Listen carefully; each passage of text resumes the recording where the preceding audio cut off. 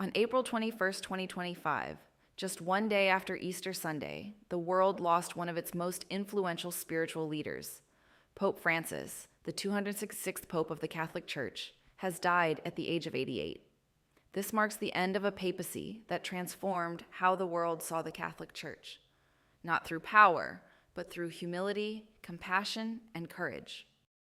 Born Jorge Mario Bergoglio in Buenos Aires, Argentina, in 1936, he became the first pope from Latin America, the first Jesuit pope, and the first non-European to lead the Church in over 200 years. When elected in 2013, he chose the name Francis, after St. Francis of Assisi, a deliberate choice that signaled his dedication to simplicity, peace, and service to the poor. What made him different? Pope Francis was not a traditionalist in the usual sense. He washed the feet of prisoners, embraced those with disabilities, and constantly reminded the Church to be close to the people, especially the most marginalized. In 2015, he released Laudato Si, a groundbreaking encyclical on climate change and the environment.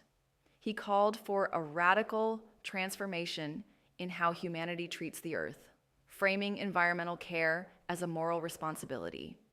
Francis was not afraid to speak truth to power. He addressed economic injustice, called for compassion in global migration policy, and pushed for reform within the Church itself. He made a historic visit to the Arabian Peninsula in 2019, the first pope ever to do so, promoting peace and interfaith dialogue in a region historically closed to Christian leaders. Behind the scenes, he worked to reform Vatican bureaucracy, simplify church governance, and introduce greater financial transparency. In his final years, Pope Francis faced serious health issues. He often used a wheelchair and dealt with chronic respiratory problems.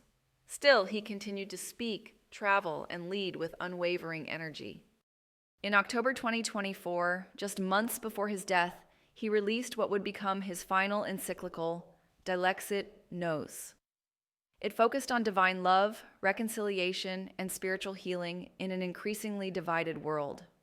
Pope Francis died peacefully in his Vatican residence at Casa Santa Marta.